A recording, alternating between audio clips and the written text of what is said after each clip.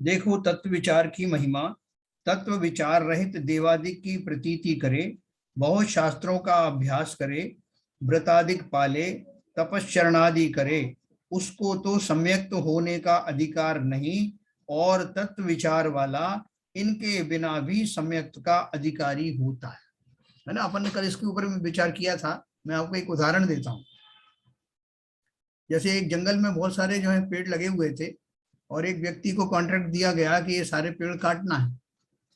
तो वो एक कुल्हाड़ी उठा के लाया। तो दो लोग थे, उनमें आधा आधा बांट दिया, आधा काम तुम करोगे आधा तुम करोगे। तो एक व्यक्ति अपनी कुल्हाड़ी लेके आया, जिस कुल्हाड़ी में जो धार थी वो बहुत कम थी, ना के बराबर थी। वो लगा काटने उसे, तो उससे वो कट ही नहीं रहा। बहुत स्लो काम हो रहा है, थोड़ा बहुत उसमें जरा सा खरोंचा लग जाता था, लेकिन कटते नहीं थे पेड़। तो दूसरा व्यक्ति था, वो उसने देखा कि उसका भी ऐसी हाल है, तो उसने थोड़ा काम रोक करके और अपनी कुल्हाड़ी को पैनी किया, धार दिया। उसमें उसको 15-20 मिनट लग गए, और फिर उसको काटना शुरू किया तो फटाफट कटना शुरू हो गया। तो पहले वाले से कहा, भाई तू भी ये काम करना, नहीं कुल्हाड़ी को पैनी कर ले। उसने बोला, मैं टाइम वेस्ट नहीं करता, मैं तो डायरेक्ट काटूंगा।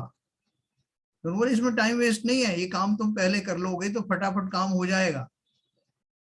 लेकिन उसकी समझ में नहीं आया, वो करता रहा और निरंतर करता रहा, जब तक उसने आधा से करीब जंगल काट दिया, तब तक इनका एक पेड़ भी नहीं कटा।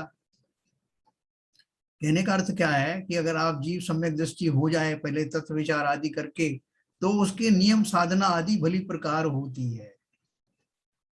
वो भोटी वाली कुल्हाड़ी से कुछ नहीं होने वाला। हम सब ने अनंतों बार व्रत नियम संयम धारण किए, मुनि भी बने और 9वें ग्रेवेक तक भी गए। सोचो, हमारी कोई मामूली तपस्या नहीं थी, लेकिन वो धार वाली बात है, उसमें वो धार नहीं थी, क्योंकि मिथ्यात्व के युक्त होकर के मैंने वो सब किया, तो उसमें वो पैनापन कहां से आएगा। मैंने बहुत बार व्रत धारण किए, लेकिन व्रत धारण करने का मर्म नहीं समझा। मैं ये शरीर को ही समझता रहा, मैं मुनि हूं, मैं ये हूं, मैंने शरीर का ये कर दिया। जो हम है नहीं, उसको वैसी मान्यता पूर्वक तप आदि करने से वो लाभ होगा नहीं जो आपको होना चाहिए।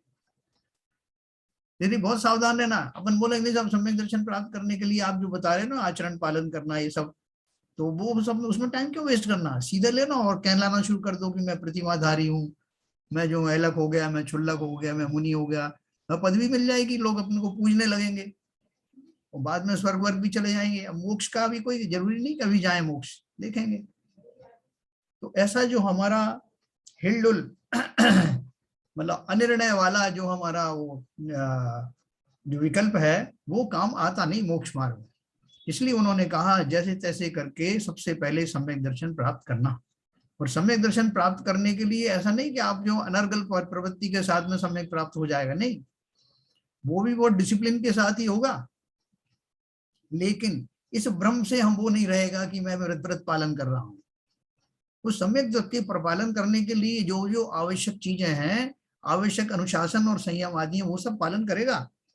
आप घबराओ मत उसमें कि नहीं साहब वो तो अनर्गल हो जाएगा और मैं तो व्रत धारण कर रहा हूं।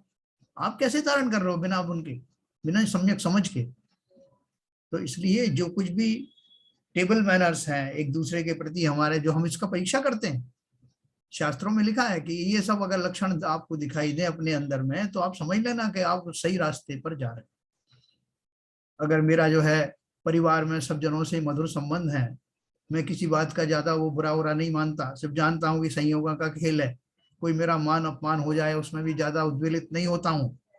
और संसार में फिर धीरे समाज में पहले जिन मान की चीजों के लिए मैं मरा जाता था, उनका कोई मूल्य मेरे जीवन में रहा नहीं। मैं सब जीवों के प्रति दयावान रहता हूँ, क्रोध आदि मेरे दूर चले जाते हैं। मैं प्रैक्टिस कर रहा हूँ कि मैं जब ये शरीर हूं ही नहीं, तो इसकी अनुकूलता प्रतिकूलताओं को लेकर के, मान अपमान के प्रसंगों को लेकर के क्यों ज्वलित होना। ऐसा जब मेरे जीवन में आ जाता है, तब मेरा ये जो वास्तव में सम्यक दर्शन का मार्ग प्रशस्त होता।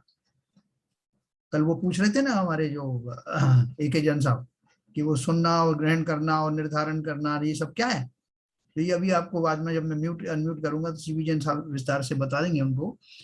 खाली मैं इतना ही बताना चाहता हूँ कि जिस जीव ने ये निर्धारण कर लिया अंतिम वाला, समझ में आने के बाद जो प्रैक्टिस में शुरू कर दिया, जिसने, जैसे मैंने बताया कि परिवारजनों से कैसे मिलना, बाकी लोगों से कैसे मिलना, बाकी व्यक्तियों से कैसे मिलना, सभी जीव द्रव्यों से कैसे पेश आना, और अजीब द्रव्यों के प्रति भी किस तरह से उसका भी व्यवहार संयमित है। पानी ढोलना, लकड़ी काटना, ये सब जो करना है, पौद्गलिक क्रियाओं में उनमें कितनी हिंसा है वो भी सब समझना, और जीवन में उसको धारण कर लेना। ये बात बिल्कुल सही है, मुझे अब ऐसा ही करना है, ऐसा निर्णय कर करके और फिर उस मार्ग पर चल पड़ना। ये अंतिम वाले हैं ग्रहण करने के बाद में। फिर मैंने निर्धारित कर लिया, नहीं डिसाइड कर लिया मुझे यही करना। तो ये जो प्रक्रिया है, इस प्रक्रिया पूर्वक ही मैं सम्यक दर्शन का मार्ग प्रशस्त करता हूँ। कोई नकली साधु बन करके नकली व्रत आदि धारण करने से मेरा भला नहीं हुआ, आज तक मैंने बहुत पालन किया। इसलिए वो कहते हैं भैया ठहर करके समझ करके मैं क्या करने जा रहा हूँ, इससे क्या होने वाला है। जैन धर्म को वीतराग विज्ञान कहा ना। वीतराग विज्ञान में क्या होता है कि वहां एक्सपेरिमेंट करते हैं और उससे हर बार वही रिजल्ट आता है, इसी को विज्ञान कहते हैं। आप कभी भी करके देखोगे वही एक्सपेरिमेंट और वही आपको रिजल्ट मिलेगा उन्हीं क्रियाओं से। उसी तरह से अनंत आत्माओं ने इस सम्यक दर्शन के मार्ग को अपनाया, इस मार्ग पर चले और एक दिन उनको सम्यक दर्शन अवश्य हुआ। तो मैं भी वही एक्सपेरिमेंट करूं ना, जो कुछ मैंने पढ़ा है, जो थ्योरी को मैंने समझा है, पहले अपनी तार्किक कसौटी पर खरा समझ करके उसे उतारूं, कसौटी पर कसूं कि इन बातों में सत्यता है या नहीं। कितने जीव जो हैं गरीब निर्धन पशु आदि की पर्याय में घूम रहे हैं, मैं प्रत्यक्ष देखता हूं, तो कुछ तो किया ही होगा ना उन्होंने। मेरे समूह मनुष्य पर्याय वाले जीव भी कितने, कोई गरीब है, किसी दुबले हैं, कोई लंगड़े हैं, कोई किसी को समझ में आ रहा है, किसी को नहीं आ रहा। इतनी वेराइटीज में खुद देखता हूँ। तो वो कैसे होता है, क्यों होता है? अगर भगवान नाम का कोई व्यक्ति होता तो वो क्यों करता है ऐसा कि किसी को गरीब बना दिया, किसी को अमीर बना दिया, उन्होंने क्यों भेदभाव किया, क्यों पक्षपात किया? ये अपनी तर्क पर कसना, तब आपको मालूम पड़ेगा कि अगर कोई ऐसा व्यक्ति होता तो अवश्य ही जो है उस पर ये भी पक्षपात का आरोप आता। लेकिन पक्षपात है नहीं, हम सब जानते। हर जीव चाहता है कि उसे अच्छी से अच्छी चीज मिले, कोई बुरी चाहता नहीं, लेकिन फिर भी मिल रही। संयोग भी वो क्यों हो रहे हैं? तो आप उसको कसौटी पर कसना और मालूम पड़ना कि थ्योरी यही कहती है कि इस संसार का कोई करता धरता हरता नहीं है। ये प्रकृति है, शुरू से है, अंत तक रहने वाली है। इसके कुछ नियम कायदे हैं, उसके अनुसार चलोगे तो अच्छी पोस्ट पर रहोगे, अच्छी जगह रहोगे, सुख की किंचित सुखाभास भी मिलेंगे, और अगर सही दिशा में चले गए तो परम सुख भी मिलेगा। और इसके विपरीत अपन बोलते किसने देखा भाई साहब नरक क्या होता है और स्वर्ग क्या होता है, किसी ने नहीं देखा। और आप इससे सामने देख लो ना, वो तालिबान में क्या हो रहा है, नरक जैसा वातावरण। उन जीवों की कोई पुकार सुनने वाला नहीं। पूरी दुनिया में घूम लिए बड़े बड़े शक्तिमान देश भी कुछ नहीं कर सकते। क्यों नहीं कर सकते? क्योंकि उन जीवों की नियति बेचारों की ऐसी ही थी। इस काल के आने के उससे पहले उनको मालूम ही नहीं था कि दुख क्या होता है, संकट क्या होते हैं। अचानक से मुसीबत का पहाड़ टूट पड़ा, पूरी दुनिया ने कह दिया हम कुछ नहीं कर सकते। लगाओ आप इससे अंदाज पूरा थ्योरी का। वो समर्थ समर्थ देश पूरा यूएनओ सब बैठे हुए हैं, वो सब बोलते हैं ह्यूमन राइट्स की दुआई देने वाले, कोई कुछ नहीं कर रहा। आपको तरस आएगा, इन जीवों ने बेचारों ने पता नहीं कौन से कर्म किए थे पूर्व में, जो उन्हें भोग नहीं पड़ रहे हैं। तो ये सारे जो संसार में हमारे आसपास जो घटना घटित हो रही ना, उनका जो है सारांश लेना। अगर आपको खबरें से देखने का भी बहुत शौक है, पिक्चर देखने का भी शौक है, तो उनमें से ये थ्योरी निकाल लेना, सार्थक हो जाएगा आपका न्यूज सुनना। संसार में सब क्या क्या हो रहा है। तो कुल मिलाकर हमें इतना शॉर्ट में बताने वाले आचार्य और विद्वान आज भी हैं। पंडित टोडरमल जी ने उस पुस्तक के अंदर में पूरा माल भर दिया। उसमें पूरा हमारे प्रैक्टिकल लाइफ के बारे में लिखा है कि क्या हम करें, कैसे करें। तो इसलिए उन्होंने क्या लिखा, देखो तत्व विचार की महिमा। तत्व विचार मैंने आपको 7 तत्व 9 पदार्थ बता दिए। उनका विचार का अर्थ खाली ये है, ऐसा नहीं कि उनके नाम रटने की जरूरत है, उसका स्वरूप समझने की जरूरत है। और अपना स्वरूप समझना कि मैं कौन हूँ इस पूरी दुनिया में फंसा हुआ, मैं किन किन फोर्सेस के बीच में फंसा हुआ हूँ और इनसे कैसे निकल सकता हूँ। कौन कौन से जो है कर्म जो है मेरे आड़े आते हैं, अर्थात मेरे कैसे कैसे भाव चल रहे हैं, इनसे कैसे निकलना, पूरा मैकेनिज्म, पूरा दर्शन मेरे सामने है। उस दर्शन के बल पर मैं तत्व विचार करके, और इसलिए उन्होंने लिखा, देखो तत्व विचार की महिमा, तत्व विचार रहित देवादिक की प्रतीति करे, बहुत शास्त्रों का अभ्यास भी करे, व्रतादिक भी पाले, तपश्चरणादि भी करे, उसको तो सम्यक्त होने का अधिकार नहीं। और तत्व विचार वाला इनके बिना भी सम्यक्त का अधिकारी होता है। तो भाई अपनी जो है कुल्हाड़ी को पैनी कर लेना, प्रज्ञा बुद्धि को, अपनी प्रज्ञा छेनी को तीखा कर लेना, शार्प कर लेना, और वही आपका कर्मों के काटने में निमित्त बनने वाली। तो हमने इस प्रकार से देशना का महत्व समझा कि देशना सुन करके देशना को कैसे देशना लब्धि में परिवर्तित करना, कैसे उसका उपयोग करना और कैसे आगे बढ़ना। हमने शायक्षमिक लब्धि पढ़ी, जिसमें हमारा जो है कर्मों का जो अनुभाग है वो घटता हुआ आने लगता है। विशुद्ध लब्धि में हमारा को हमको उसके फलस्वरूप होने वाले शुभ भावों का के द्वारा जिनेंद्र देव और धर्म आदि के प्रति जिज्ञासा, धर्म आदि के मार्ग में प्रवृत्त होने की हमारी आदत बन जाती है। और तीसरे नंबर पे हमने पढ़ा देशना लब्धि। देशना लब्धि के फलस्वरूप हमको न केवल देशना मिली, बल्कि उस देशना को मैंने एब्जॉर्ब किया, सुना, समझा, परखा और अपने प्रैक्टिकल लाइफ में उसका उपयोग किया। अब जब जब भी मैं सुनता हूं, मैं तुरंत मुझे ग्रहण हो जाता है क्या बात आ रही। पहले नहीं समझ में आता था, ऊपर से निकल जाती थी। अब तो मैं उन शब्दों का भी ज्ञान समझ गया जो शब्द शास्त्रों में जो नियमित प्रयोग में लाए जाते हैं, उनका क्या मर्म है, उनका क्या अर्थ है, मैं समझने लगा। तो ये समझने के बाद में अब चौथी लब्धि हमारी आ रही है, वो है प्रायोग्य लब्धि। तो इसमें उन्होंने लास्ट में लिखा है कि जीव तो केवल तत्व विचार और तत्व निर्णय करने लगता है, उसी से प्रायोग्य लब्धि प्राप्त होती है और गहराई से तत्व चिंतन में डूब जाता है, तो शुद्धात्म सन्मुख अवस्था में करण लब्धि और सम्यक की प्राप्ति भी सहज ही होती है। देखो सब मिला के हमको एक बात बहुत अच्छे से कही गई कि आप ये सब समझ लो, आपके समझने के लिए है कि मैकेनिज्म क्या है, कैसे सिस्टमेटिकली एक के बाद एक आपके भावों के मैं के लेवल में फर्क आता चला जा रहा है। आप खाली ऑब्जर्व करिए अपने आप को, और कुछ नहीं करना है। बाकी सब जो है वो कहीं से लानी नहीं पड़ेंगे। साहब मेरी तीसरी लब्धि हो गई पूरी, अब किसी के पास जाओ, भाई साहब तीसरी खत्म हो गई, चौथी दो ना, कहीं जाने की जरूरत नहीं। आप अपने भावों को निरंतरता के साथ भाते रहिए, अपने आप ही वो उत्कृष्ट दशा को प्राप्त हो जाएंगे। इसलिए उन्होंने लिखा जीव तो केवल तत्व विचार और तत्व निर्णय करने लगता है, उसी से प्रायोगिक लब्धि प्राप्त होती है और गहराई से तत्व चिंतन में डूब जाता है, तो शुद्धात्म सन्मुख अवस्था में करण लब्धि और सम्यक की प्राप्ति भी सहज ही होती है। देखो इसमें YouTube के ऊपर में एक सहज लब्धि, सहज प्राप्ति का जो है एक वीडियो है कि सहज का अर्थ क्या है, सहज कैसे हुआ जाए। हम असहज हो जाते हैं ना, डॉक्टर के पास भी जाते हैं तो वो इंजेक्शन लगाता है तो हाथ कड़क कर लेते हैं। डेंटिस्ट के पास जाते हैं तो मसूड़े अपना जो जबड़ा है उसको ऐसा कस लेते हैं, तो फिर वो डॉक्टर कहता है रिलैक्स करो, रिलैक्स, बिल्कुल सहज हो जाइए आप। तो हम फिर सोच करके, लेकिन हम फिर भी डर लगा रहता है अब ये इंजेक्शन लगेगा, तो पहले से एकदम घबराहट में फिर से स्टिफ हो जाते हैं सारे मसल्स। तो जैसे वो कहती सहज हो जाओ, और हम सहज होने लगते हैं और हो जाते हैं, उससे ही लाभ होता है। उसी तरह से किसी भी ग्रंथि से ग्रसित मत रहना, सब काम सहज में होंगे। आपको कोई ना तो कामना करनी है, ना कोई आकांक्षा करनी है, ना कोई घबराने की जरूरत है। चलते फिरते जो भी महिलाएं जितनी इसमें इकट्ठी हैं, मैं जानता हूं कि वो सारे जो हैं वो इस मर्म को समझ गई। वो किचन में भी रहती है तो उनके अंदर चिंतन चलता रहता है, खाते बैठते उठते बैठते चिंतन चलता है ना। मेरी ये संसार पूरी प्रयोगशाला है, इसमें जो कुछ घटित हो रहा है उसको इस कसौटी पर कसना। इसमें कहाँ मान आ गया, कहाँ अपमान आ गया, कहाँ मेरी प्रशंसा आ गई, कहाँ आलोचना आ गई। और किसकी होती है प्रशंसा आलोचना? शरीर की होती है। शरीर में भी इस वर्तमान पर्याय में जो शरीर है उसकी होती है, उसी का नाम रखा गया है फला फलाने जैन साहब।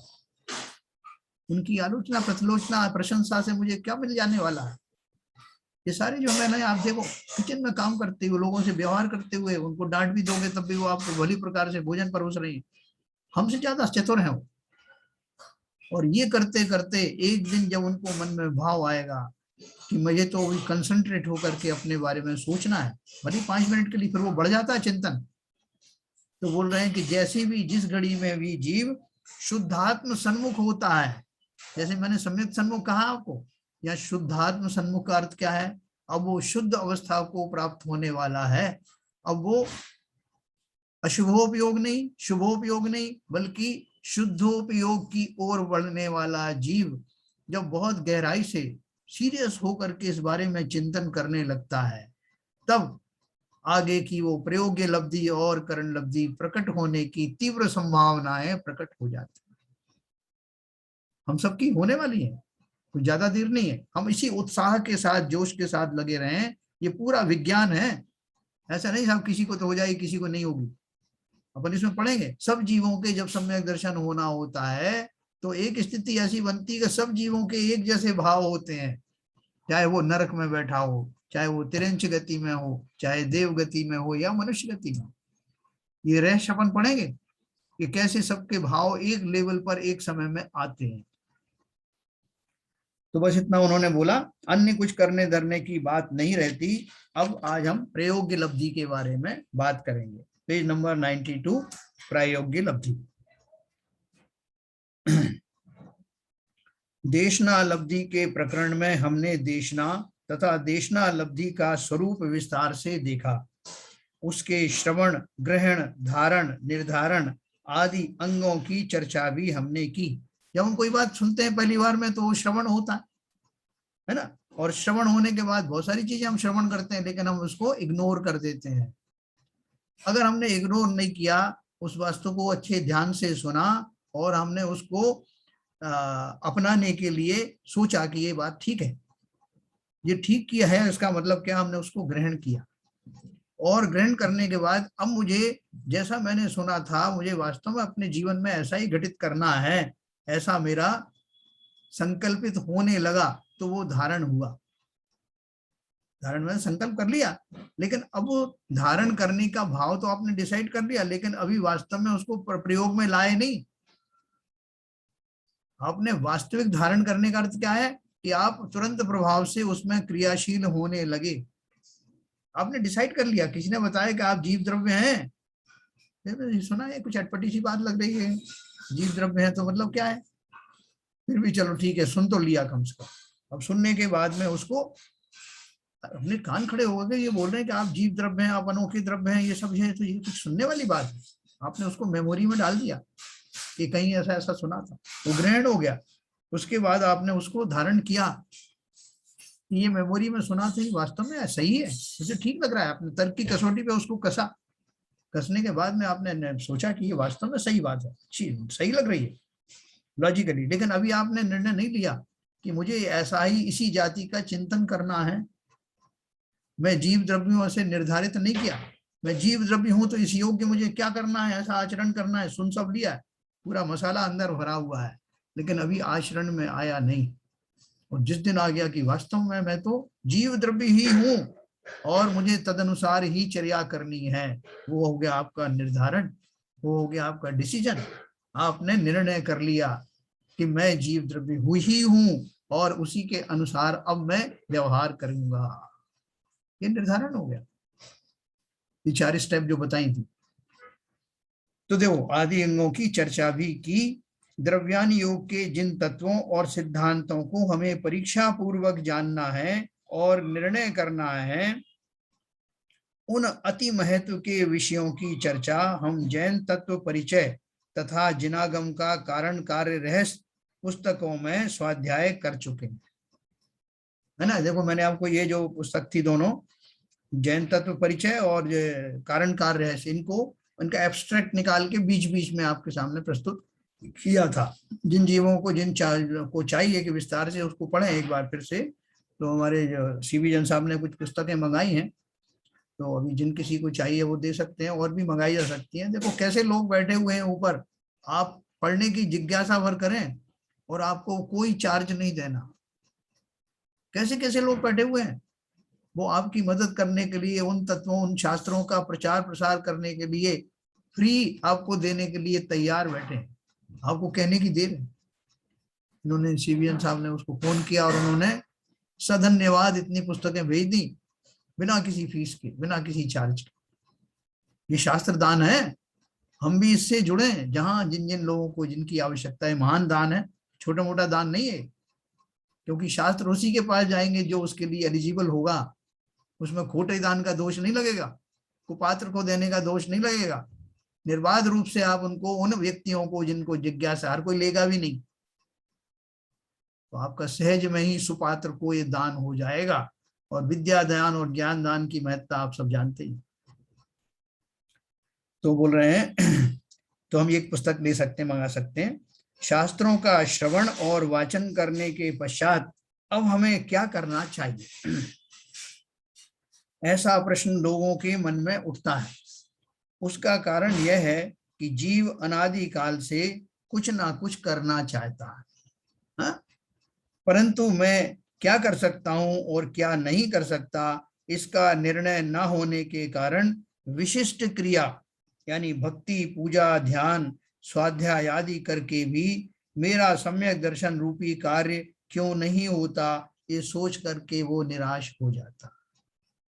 तो भाई साहब, ये सब आप बता रहे हो जो कोई हमने कितनी बार तो किया। पिछली पर्यायों का तो ध्यान नहीं, इस पर्याय में तो हमने भरपूर किया, खूब भक्ति की है, खूब विधान किए हैं, खूब तीर्थाटन किया है, ध्यान भी करने की कोशिश की, जिसने जैसा बताया ध्यान भी किया और स्वाध्याय भी करते रहे, लेकिन सम्यक दर्शन तो हुआ नहीं। तो उसका क्या कारण है, अब क्या बचा जो हमें करना है, तो उसके बारे में बात कर रहे हैं। परंतु तत्व विचार द्वारा तत्व निर्णय करना यही पुरुषार्थ है, और जब जीव पुरुषार्थ करता है तब अन्य समवाय भी सहज उपस्थित रहते हैं। कर्म के उपशमादि रूप निमित्त भी सहज उपस्थित होता है। तो क्या उन्होंने बोला कि आपने जो कुछ नहीं किया वो खाली एक छोटी सी चीज रह गई। क्या रह गई? बोले तत्व विचार नहीं किया, तत्व विचार करके ऐसा निर्णय नहीं लिया। कैसा निर्णय? कि मैं जीव द्रव्य ही हूं। फॉर एग्जाम्पल, उन सारे निर्णयों में से एक विशेष निर्णय यह है कि मैं वास्तव में जीव द्रव्य हूं। शरीर आदि मुझे संयोगवश मिले अवश्य है, पर ये मेरे भी नहीं है और ना मैं इनका हूं, ना ये मेरे स्वरूप है और ना ही ये इन पर मेरा अधिकार है। ऐसा पक्का विश्वास, दृढ़ निश्चय होने के बाद आपका कार्य शुरू होता है। आप ये भक्ति भाव जो कर रहे थे बिल्कुल करिए, कोई मना नहीं कर रहा। ये सारी चीज उसमें कमी आप पूछ रहे थे तो कमी बताई गई, इसलिए तो कहा कि वो जो जिन्होंने शास्त्रों में बताए हुए 28 मूल गुणों का विधिवत पालन किया, जिन्होंने तपश्चरण जैसा बताया कि चरणानियों के ग्रंथों में वैसा ही अक्षर से पालन किया, बड़े बड़े आचार्य भी बने। लेकिन सब करने के बाद भी वो स्वर्गों तक जा करके, नौवें ग्रह तक जा करके वापस आ गए। तो क्या कारण है, क्या कमी रह गई? उन्होंने बोला कि वो जो करते हैं तपश्चरण, उसमें एक बात छुपी रहती है कि मैं मुनि हूं, इसलिए मुझे ये सब करना ही है। अब उनको क्रोध आदि दिलाओ, क्रोध भी नहीं करेंगे वो, क्योंकि उनको मालूम क्रोध करूंगा तो मैं मुनि नहीं कहलाऊंगा, मैं तो मुनि हूं। शरीर की उस पर्याय में कहीं ना कहीं ममत्व छुपा होने के कारण वो भेद विज्ञान प्रकट हुआ नहीं, और वो प्रकट नहीं होगा तो सम्यक दर्शन कैसे हो जाए? हम सबकी वही हालत, हमें वो भाव तो आता नहीं। और उसका सीधा सीधा जो है उसके लक्षण हमने पढ़े थे। सम्यक दृष्टि के 8 मूल गुण कौन से होते हैं, 8 गुण लक्षण कौन से प्रकट होते हैं, निकांक्षित निशांकित आदि पढ़ा था ना अपन ने। आप उससे परीक्षण कर लेना कि क्या मैं अभी भी, मुझे शंकाएं हैं, अरे साहब बहुत शंकाओं की कुछ मत पूछो। क्या अभी भी मैं निकांक्षित हुआ हूं? नहीं साहब, निकांक्षित तो नहीं हुआ, अभी बीच में जाकर अकेले में भगवान से मांगे आता हूँ। सबके सामने मांगता नहीं, आप लोग हंसी उड़ाओगे इसलिए चुपचाप से जाके बोल के आता हूँ। सब लोग चले गए साहब, अब मैं चली लेट आया थोड़ा, मुझे ये दे देना। अब मैं अकेले में बोल रहा हूँ आपको, वैसे तो मैं आपको भक्ति भाव करता नजर आऊंगा, लेकिन ये समझ लेना जो जो मैंने कहा। तो जब तक हमारी ये अभिलाषाएं हमारे अंदर पड़ी हुई हैं, शरीरों को लेकर के मैं व्याकुल होता रहता हूँ, मान अपमान के प्रसंगों से बहुत प्रभावित होता हूँ, तब तक समझ लेना कि वेद विज्ञान कहाँ हुआ। इसलिए उन्होंने कहा कि भैया बहुत सब कुछ किया आपने, लेकिन ये काम किया क्या? बोले ये तो नहीं किया। बोलिए कठिन है कि सरल है? बोले पता नहीं है, होगा तो सरल, मगर मुझे तो कठिन लगता। वास्तव में यही है, हमने इसका अभ्यास आज तक किया नहीं, इसलिए अनंत काल से पड़े हुए हैं। जिस क्षण भी ये रहस्य हमारे समझ में आ जाएगा, जो हम आगामी गाथाओं में पढ़ने वाले हैं, तब हमें समझ में आएगा कि मिसिंग क्या था, किस वजह से नहीं हुए। आज बहुत सारे बड़े बड़े विद्वानों को ये सब होता है कि वो इसके उसमें मिसिंग करते हैं कि उनको ये क्यों नहीं हो रहा। और साथ में मैं आपको एक चीज और बताऊं, 22 परिचय होती है मुनियों की, 22 परिचय आपने नाम सुना होगा। वो परिचयों का जय करते चले जाते हैं, उनको जीतते चले जाते हैं। उन परिचयों में से एक परिचय होती है अलाभ परिचय। वो क्या होती है? मुनिराज ने तपस्या आदि करना शुरू कर दिया, घोर तप कर रहे हैं, लेकिन केवल ज्ञान हुआ नहीं। तो बहुत सारे लोग निराश हो सकते हैं कि भाई साहब इतना तो कर लिया, सब कब से तो कर रहे हैं, कुछ हो तो रहा नहीं, इसलिए हम तो वापस उसी में चले जाते हैं अपनी गृहस्थ अवस्था में। वो ठीक, कम से कम रोटियां तो 2-3 बार मिल जाती। तो ऐसा सोचना या इसके विपरीत चिंतन करना कि कोई बात नहीं है, जब होना होगा हो जाएगा, केवल ज्ञान, मैं तो अपनी परीक्षा कर रहा हूं कि मैं सही मार्ग पर हूं या नहीं, ऐसा चिंतन करके वो मुनिराज उस अलाभ नाम की परिचय पर विजय प्राप्त करते हैं। साहब इतने साल हो गए, मेरे को कुछ हो ही नहीं रहा। और यही हमको फिलॉसफी आगे रखनी है। हम अपने मार्ग पर जो हम पढ़ रहे हैं उस पर आगे बढ़े, सम्यक दर्शन की प्राप्ति डिले भी अगर होती तो हो जाए। जो कुछ मैं जो इकट्ठा करूंगा, संचय करूंगा, वो बेकार जाने वाला नहीं, वो कैरी फॉरवर्ड होगा। पहली बात तो कोशिश यही करना कि इसी पर्याय में हो जाए, आगे को क्यों टाला जाए। लेकिन अगर किसी कारण से हमारे भाव उस लेवल के नहीं भी बन पाए, काल लब्धि नहीं भी आई, तब भी अगली पर्याय में इसका भरपूर लाभ मिलने वाला है। इसलिए इस परिचय को तो हम भी जो है बर्दाश्त करेंगे, इसके ऊपर जय प्राप्त करेंगे। तो इसलिए उन्होंने लिखा कि वह निराश हो जाता है, परंतु तत्व विचार द्वारा तत्व निर्णय करना यही पुरुषार्थ है। और जब जीव पुरुषार्थ करता है तब अन्य समवाय भी सहज उपस्थित रहते हैं। कर्म के उपशमादि रूप निमित्त भी सहज उपस्थित होता है। तो षटखंडागम की जब वो रचना हुई थी ना, तो वो मन भूतबली और पुष्पदंत जो मुनिराज थे, उन्होंने वो जो मंत्र पढ़े, जो उनको जो दिए गए थे, उनकी परीक्षा करने के लिए गए, इन मंत्रों को आप पढ़ो।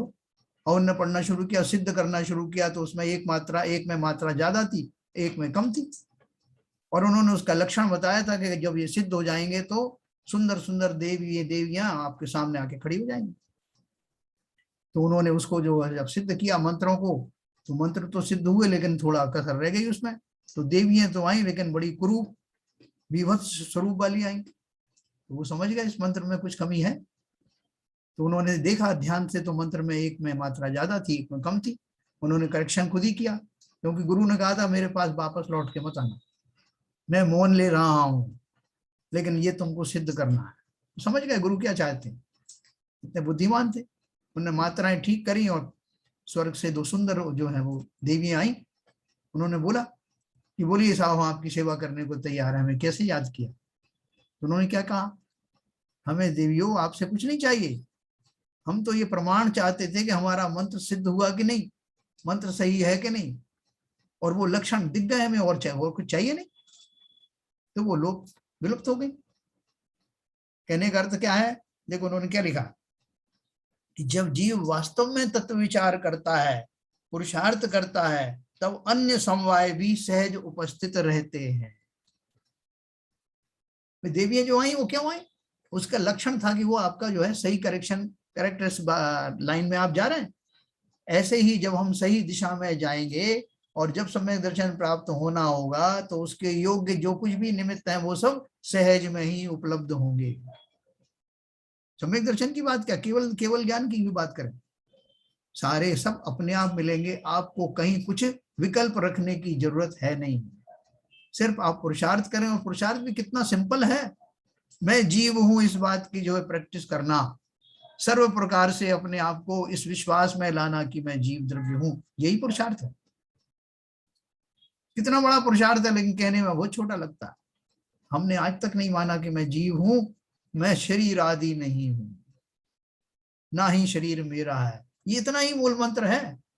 कोई संक्षेप में सीखना चाहे कि साहब धर्म आप बता दो संक्षेप में हमको, बिल्कुल छोटा, बिल्कुल छोटा यही है कि जिस दिन हमारी ये बुद्धि में ये निर्णय आ जाएगा कि मैं तो जीव द्रव्य हूँ, जो सब संसार की सब आदि व्याधि से रहित हूँ, मेरा कभी कोई नुकसान होता नहीं, मैं अपने ही अज्ञान के कारण दुखी था, शरीर आदि में आसक्ति के कारण मैं संसार में भटक रहा था, जैसे ही ये विश्वास आया काम हो गया, यही धर्म का स्वरूप। तो देखो हम उसी दिशा में बढ़ रहे हैं कि निमित्तों के पीछे भागना मत, ये सब मिलने वाले हैं। तत्वों का उपदेश प्राप्त होने में बाह्य गुरु अर्थात ज्ञानी निमित्त रूप से होते हैं, परंतु स्वतत्व की प्राप्ति अर्थात सम्यक दर्शन की प्राप्ति में आत्मा ही आत्मा का गुरु है। अपन बोलते भाई साहब क्या करूं, मुझे कोई सच्चा गुरु नहीं मिल रहा है, और आप बता रहे थे कि गुरु बना लेना चाहिए, और इसमें भी कई कई जगह हमने पढ़ा है हम तो गुरु खोज रहे हैं, हमारी खोज ही पूरी नहीं हो रही, आगे का काम कैसे होगा। तो उन्होंने बोला वो सब निमित्त हैं और वो भी अपने आप मिलने वाले हैं, सही रास्ते पर चले तो। और जो सबसे बड़ा काम होना है वो कहाँ होना, उन निमित्तों पूर्वक कार्य होना कहाँ पर है, होना आत्मा में ही है। आत्मा के द्वारा आत्मा में आत्मा के लिए किए जाने वाला प्रयास ही सार्थक प्रयास, किसी दूसरे के लिए थोड़ी कर रहे। तो इसलिए उन्होंने कहा तत्वों का उपदेश प्राप्त होने में बाह्य गुरु अर्थात ज्ञानी निमित्त रूप से होते हैं। तो निमित्त रूप से होते हैं तो उपादान कहाँ गया, करना किसको है, परंतु स्वतत्व की प्राप्ति अर्थात सम्यक दर्शन की प्राप्ति में आत्मा ही आत्मा का गुरु है। ये सबके लिए लागू है। अपन बोलते हैं तीर्थंकर जब दीक्षा लेते हैं तो वो स्वयंभू होते हैं, स्वयं के गुरु स्वयं ही होते हैं, और ओम नमः सिद्धेभ्य करके वो दीक्षा ले लेते हैं। तो वास्तव में तो हम सब ही अपने अपने गुरु हैं। जिस समय दीक्षा का भाव आए तो दीक्षा के भाव में, दीक्षा तो कोई दे सकता है, निर्यापक मुनिराज दिला सकते हैं, वो आपको जो व्यवहार क्रियाएं तो कर सकते हैं, लेकिन वो जो वैराग्य धारण करने की प्रक्रिया है वो किसे करनी है, वो तो मैं ही करूंगा, अपने आप करूंगा। मैं उस रूप हो जाऊंगा, उस स्वरूप हो जाऊंगा जब संसार की समस्त वस्तुएं मुझे तुच्छ नजर आने लगेंगी, मेरे किसी काम की नहीं। मैं ही इस दौर से गुजरूंगा और उस दौरान मैं ही मेरा गुरु रहूंगा। आत्मा स्वयं ही अपना स्वरूप जानने के लिए उत्सुक होता है, उसकी जिज्ञासा और तीव्र रुचि ही उसकी उपादान शक्ति है। देखो उपादान शक्ति के बारे में अपन कई बार भ्रम में पड़ जाते हैं ना, भाई वो क्या बताया था आपने, एक उपादान शक्ति थी, एक निमित्त शक्ति थी, वो क्या होते हैं, कुछ नहीं होते। सिंपल शब्द में क्या दिया, तीव्र जिज्ञासा और तीव्र रुचि ही उपादान शक्ति है। तो आचार्य लोग देखकर पहचान जाते हैं जीवों को। कल अपन बात कर रहे हैं ना कि दीक्षा देने के समय में उनका क्या निर्णय वो कैसे करते हैं, ये सुपात्र है कि कुपात्र है। हमारी जिज्ञासा हमारी रुचि देख करके वो निर्णय कर लेते हैं कि व्यक्ति जो है भव्य है और बहुत जल्दी जो है इस मार्ग में पहुंचने वाला, दे दो इसे दीक्षा। लेकिन हमारी अगर जो है रुचि ही नहीं है, हम अभी उसके योग्य ही नहीं है, वो धारण ही नहीं करना चाहते, उसे झूठ मूठ में पहुंच गए और लोग जा रहे थे तो हम भी चले गए, पीछे खड़े होकर बोलने लगे महाराज मैं भी मुनि बनना चाहता हूँ, और कहते कहते ही जो है हम कहीं गिरने पड़ने लग गए तो समझ जाते हैं कि हम कितने सीरियस हैं, है ना। तो इसलिए ये उन्होंने क्या बहुत सिंपल शब्दों में बता दिया, उपादान शक्ति किसे कहते हैं, कि जब जीव के अंदर में तत्वों के प्रति वैसी श्रद्धा, जिन वाणी अर्थात जिन वचनों के प्रति वैसी ही श्रद्धा और बहुमान होने लगे जैसा होना चाहिए, तीव्र रुचि उत्पन्न हो अपने बारे में जानने के लिए, जिज्ञासा होने लगे कि मैं क्यों अभी तक यहाँ पड़ा हुआ हूँ, मैं अभी तक क्यों दुख के मार्ग में भटक रहा हूँ, मैं सुखी कैसे होऊंगा, ऐसा जानने की रुचि और जिज्ञासा जैसे ही प्रबल होने लगे, समझ लेना मेरा उपादान शक्ति का उघाड़ शुरू हो गया। शक्ति हमारे अंदर है ना, लेकिन उद्घटित नहीं हो रही, हम कभी निमित्तों के पीछे भाग रहे हैं, कभी काल लब्धि के पीछे भाग रहे हैं। भाई साहब जब होना होगा हो जाएगा, जब नहीं हो रहा है तब तक तो मजे ले लूं। क्या मजे लोगे तुम, क्या ले सकते हो, जीव द्रव्य हो, जीव द्रव्य मजे क्या ले सकता है, वो खाली भाव कर सकता है, खोटे और अच्छे दोनों तरह के भाव, बाकी क्या है। शरीरों के अंदर से भोग्य सामग्री को गुजार देने मात्र से जीव सुखी नहीं हो सकता। तो देखिए आगे चलेंगे, आत्मा स्वयं ही उस पर बारंबार विचार करने में प्रवृत्त होता है, किस पर, जो उपदेश सुना है, जो मेरी जिज्ञासा हुई है, जो रुचि मेरे अंदर प्रकट हुई है, उस पर स्वयं ही बारंबार विचार करने में प्रवृत्त होता है, उसकी स्वयं की योग्यता से ही अन्य बातें संबंधी रस कम हो जाता है। भाई साहब, पहले मुझे बहुत मजा आता था होटल में खाने में, पिक्चर देखने में, सब इन सब चीजों में बहुत रस आता था। लेकिन अब जो है नहीं, मजा आ नहीं आता। तो कोई उसको छेड़ देगा, भैया इसलिए नहीं आ रहा, तो बूढ़े हो गए थे, अब तुम्हारी इंद्रियां जवाब दे गई, अशक्त हो गए, इसलिए तुम बोल रहे हो। नहीं, इन सब के कारण नहीं, मुझे वैसे ही इन सब से रस आने नहीं लगा, बिल्कुल मजा नहीं आता उन सब चीजों में, क्या रखा है। जब इस रूप में, उस भाव में उस तरह की रुचि कम होने लगे और आत्मा की चर्चा में रुचि बढ़ने लगे, उसमें रस आने लगे, तो समझ लो कि मेरा मार्ग प्रशस्त हो गया, मेरी जो उपादान शक्ति है वो प्रकट हो गई। अब मेरा भव भव का भटकने का सिलसिला समाप्त होने की कगार पर आ गया।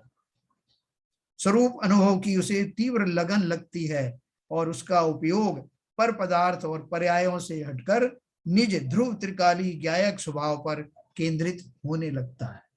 किसी के सिखाने से ये बातें नहीं होती। जैसे अपन बात करते हैं, किसी घोड़े को आप प्यास लगी है तो आप उसको किनारे तक तो ले जा सकते हो नदी के, अपने जो जितना सामर्थ्य है उस जोर से चिल्ला के भी कह सकते हो, भले ही वो ना समझे, तो पानी पी ले भाई। लेकिन जब वो पीने की इच्छा करेगा और उस ओर उद्यत होगा, तभी वास्तव में वो दशा प्रकट होगी।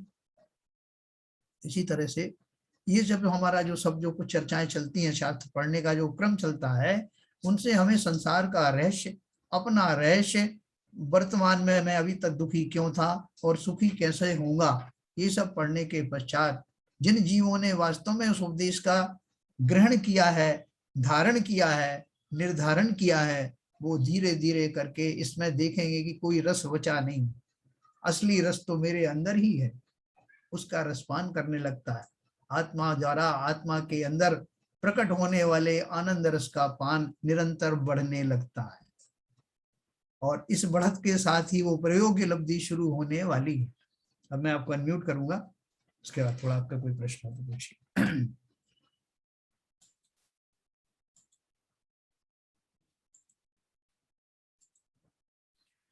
हाँ सर।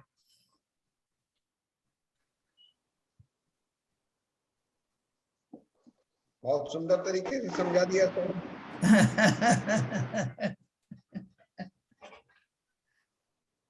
अभी तो अपने निर्धारण करना तत्व चिंतन के बारे में।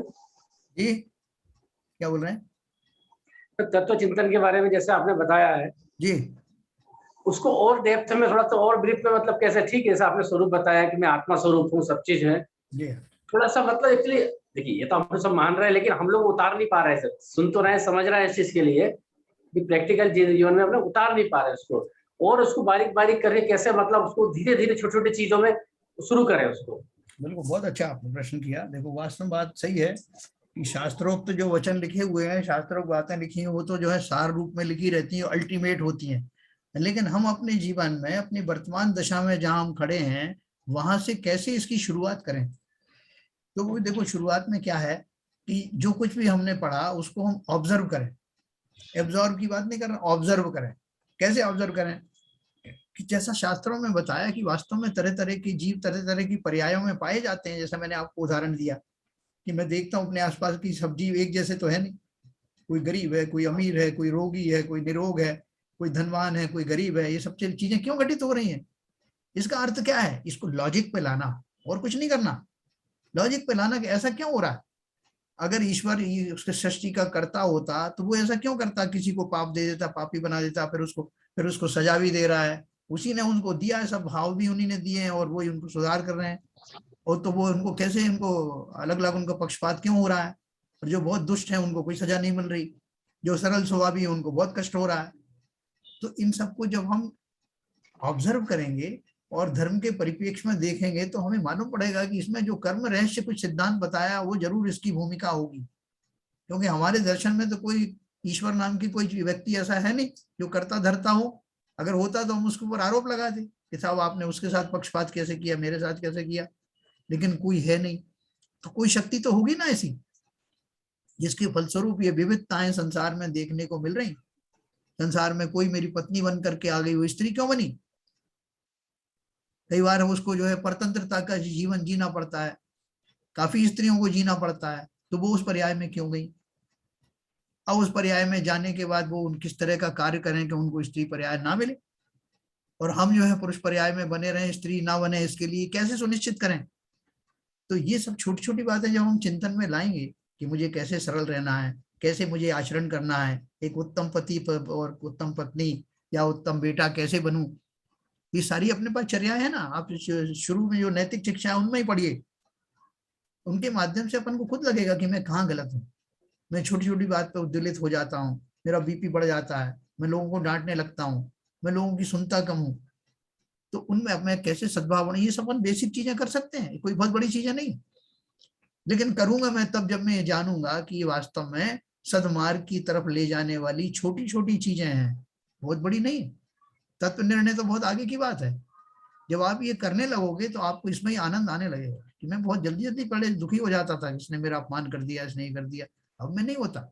मेरा ही कोई यशस कीर्ति नाम कर्म का जो उदय होगा तो मुझे यश नहीं मिलता, मेरा पुण्य का जो है कम होता है तो लोग बाग मेरा अपमान कर जाते हैं या मुझे वो चीजें नहीं मिलती जो औरों को मिली। ये चिंतन करना, जो मुझे मिला है, जो मुझे नहीं मिला है, दूसरों को मिला है मुझे नहीं मिला, या जो कुछ उपलब्धियां मुझे हुई हैं दूसरों को नहीं हुई है, इसका चिंतन करना और कुछ नहीं करना। इस मार्ग पर चल करके आपको जब ये सही लगने लगेगा कि जैसा मैंने पढ़ा है वैसा ही मुझे लग रहा है, तो ये आपकी स्टेप नंबर 1 हो जाएगी। और उसके आगे की स्टेप आपको खुद ही सूझने लगेंगी अब मुझे क्या करना। बहुत सिंपल है ये, लेकिन हम करते नहीं है, हमारा प्रमाद होता है, विश्वास नहीं होता कि ये सब सच हो है, कि मेरे जीवन में भी घटित हो सकता है। हमने उसको क्या मान लिया कि एक तो है पाठ कॉलेज में पढ़ने वाला और एक घर में करने वाला अलग है।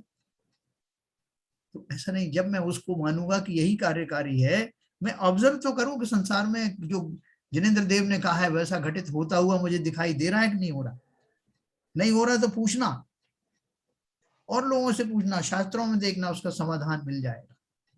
बहुत सिंपल सिंपल चीजें स्टेप करनी है। चलिए, और किसी का कुछ प्रश्न है?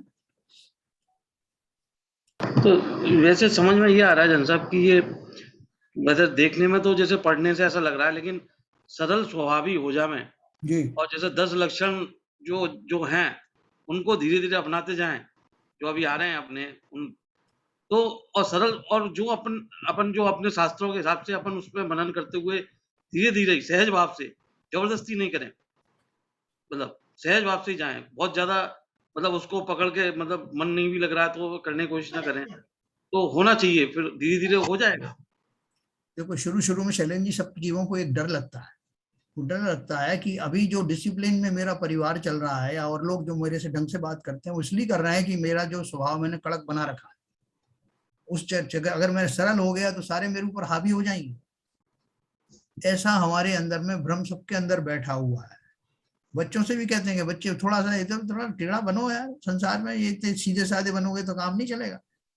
ये हमारे अंदर में ये मजबूत धारणा है कि अगर हम ऐसे क्लिष्ट परिणाम वाले नहीं हुए, सरल हुए, तो हमारा काम होगा नहीं, लोग हमारा जो है कुछ भी करते रहेंगे, हमसे डरेंगे नहीं। तो देखो मैं आपको एक इसका एक फार्मूला बताता हूँ कि शुरू शुरू में आपको ऐसा दिखाई भी देगा कि अभी तक जो लोग आपसे डरते थे, जब देखेंगे आपको हाथ छू के देखते हैं ना किस चीज को, कोई जैसे सांप वगैरह मर गया कि नहीं तो हाथ लगा के देखते हैं, डंडे से देखते हैं कि मरा क्या।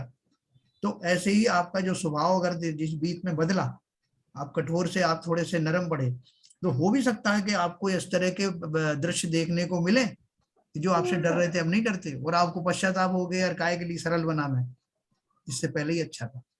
क्या ये क्षणिक जो उपलब्धियां होती हैं वो भी कर्मों से ही निर्धारित होती हैं, संचालित होती हैं। उस समय आपका कौन सा कर्म का उदय चल रहा है इसलिए होता है, बाकी अदरवाइज वो दिखते नहीं। टोडरमल क्या नाम है इनका, दयानंद राय जी, सरल स्वभावी हो ताके घर बहु संपदा। हमने तो देखा नहीं, जितने कॉम्प्लिकेटेड उनकी ही संपदा दिखती है। तो वास्तव में उसमें रहस्य क्या है? रहस्य ये है कि जिन क्षणों में हमने सरल होने की कोशिश की, उस क्षणों में हमारे कुछ कर्म ऐसे आ गए बाई चांस कि वो उस समय आपको जो कष्ट मिलने थे वो मिलने लग गए। तो हम भ्रमित हो जाते हैं कि साहब ये थ्योरी तो कोई सही नहीं है। लेकिन जो निरंतरता से इसका पालन करते हैं, भौतिक संपदा की बात नहीं होगी सर उसमें। नहीं मैं भौतिक की बात ही नहीं कर रहा टोडरमल जी हूँ। ने कहा है वो नहीं, टोडरमल जी का जो उसमें जो आपने वाक्य बताया गलत ना, रहा जी। उसमें उसमें संपदा के लिए भौतिक संपदा का शायद न हो, उसमें नहीं है। संपदा मतलब कि आपकी सुख संपदा है, आपकी मानसिक शांति संपदा है कि इतनी बढ़िया बात, अभी आप देखो मैंने नहीं समझाया ये बात, उसका जो रहस्य आपने ही खोज लिया। वास्तव में ऐसा ही है जो आप इस पहुंचे, इसलिए मैंने कहा कि ये चर्चा करते करते समझते समझते आप वहीं पहुंच जाओगे जिसकी बात आचार्यों ने बताई है। संपदा क्या है? जीव की संपदा है ही ना शांति। कितनी बढ़िया आपने जो उसको जो खींचा उसमें से, नहीं मुझे वो एक्सप्लेन करना पड़ता कि वहां संपदा का अर्थ क्या। तो देखो हमें वास्तव में ये संकटों से गुजरना पड़ेगा। जो जो जीव सरल हुए उनको जो उसका सहज थोड़ी हुआ, को बहुत दिक्कतें आई। वो पांडवों को जो लोहे के गर्म करके और कुंडल पहना दिए गए जब वो तपस्या कर रहे थे, इतने शक्तिशाली, उनके सामने जो खड़े नहीं हो सकते थे वो कुंडल पहना गए। लेकिन उन्होंने बुरा माना क्या? उन्होंने बोला कि अभी दिखाता हूं तेरे को मैं कौन हूं, मैं मुनि भले ही बन गया हूं, मैं तो फला फला राजा था। ऐसे भाव नहीं आए ना। उन्होंने क्या अंगीकार किया? इस सरल होने वाली अवस्था में ही उस कर्म का उदय होना था, जिसका उदय काल उसका आना था, वो आ गया। और ये मेरी परीक्षा की घड़ी है कि मैं कितना सरल हुआ, कितना मैंने जिनेंद्र के वचनों को हृदयंगम किया। इस बात का विश्वास उन जीवों को आता है। इसलिए धैर्यवान बनना। इस घटना में बहुत सारे संकट आने वाले हैं। धर्म के मार्ग पर चलने वाले जीवों को संकट बहुत दिखाई देते हैं, लेकिन रहस्य ये है कि वो कर्म अब जल्दी जल्दी उदय में आकर के सत्ता से निकल जाएंगे। तो कितनी सदियों तक पड़े रहने वाले थे, अब आपके निकलने लगे हैं, तो घबराना मत। इसमें बहुत धैर्य की और विश्वास की आवश्यकता है। शुरू में बहुत दिक्कतें आएंगी आप, और इसी डर से अपन करते नहीं है भाई साहब सरल होना, बड़े ही सरल हो, मेरे लिए तो बहुत कठिन है। तो मैंने देखा, आप देखोगे भी, जब आप डांटते थे लोगों को, लड़ते थे, तो बहुत सारे लोग आपसे डरते थे। तो आप सरल हो गए, कौन डरेगा? लेकिन ऐसा है नहीं। लेकिन जो लौकिक तर्क बुद्धि जो रहती है, लौकिक तर्क बुद्धि है हमारी, जी हर चीज में सरलता में आने के लिए उसको भूल नहीं पाते ना, तुरंत काम आ जाती है उसके, इसका अर्थ मतलब इसको ऐसे जवाब देते हैं, इसको वैसे करते हैं। हाँ, अरे अब देखो लड़कियों को उनकी माएं सिखाती हैं। अगर वो जब अपनी दास्तान बताती है कि आज मेरे साथ ये हुआ, ससुराल में वो हुआ, वो तो तुमने कहा क्यों नहीं? सुना देती उसको, 10 सुनाना था, वो सेंटेंस भी रटवा देती क्या क्या कहना था। तो एक्चुअल क्या है कि एक बात है, जो दबता है उसे सभी दबाते हैं, जो डरता है उसे सभी डराते हैं, तो बैलेंस करके रखना भी जरूरी होता है। देखिए आपने बहुत सही बात कही, बहुत सही बात कही। देखो एक प्रैक्टिकल लाइफ में जैसे आपको बच्चे को डांटना भी पड़ता है, कंट्रोल में भी रखना पड़ता है। एक राजा है, वो अपनी प्रजा के साथ में हंसता बोलता भी है, लेकिन वो कुछ अपराध करता है तो दंडित भी करता है। उसी तरह से आप परिवार में जहां जैसी आवश्यकता हो, आपसे अच्छा कौन समझ सकता है? लेकिन अंदर के भाव तो हम जो है निर्मल रख सकते हैं, सरल रख सकते हैं जी। डांटते हुए भी। जैसे माँ डांटती है बच्चे को, मार डालूंगी, ये कर दूंगी, तो उसका मारने का भाव है क्या? जी जी ऐसी जो है ट्रिक रखना नीचे की भूमिकाओं में। जी। जब तक इस पर्याय में हूँ, जब तक गृहस्थ अवस्था में हूँ, तब तक किससे कैसे यथा योग्य आचरण करना है और अंदर में चिंतन कैसा करना है, उसमें तो सरलता लाई जा सकती जी बहुत नहीं बात।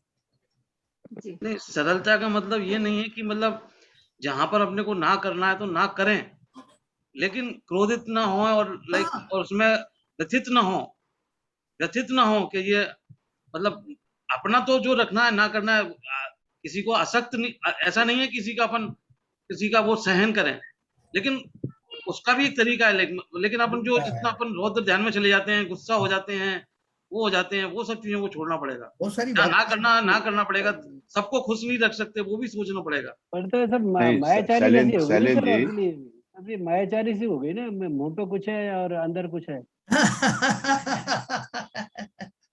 देखो ऐसा है कि ये मायाचारी किसे कहते हैं? मायाचारी का जो अर्थ समझना, अगर मैं किसी को नुकसान पहुंचाने के भाव से, ठगने का भाव रखते हुए किसी से कुछ कहता हूं, तो वो मायाचारी है। लेकिन अगर मेरा भाव दूसरों को सुखी करना है, स्वयं को सुखी करना है, दूसरे भी ज्यादा आहत ना हो जाएं, काम भी चलता रहे, तो ये मायाचारी नहीं है। मायाचारी का अर्थ समझना। जैन साहब, एक सेकंड हाँ, आप समझ में आया ललित जी?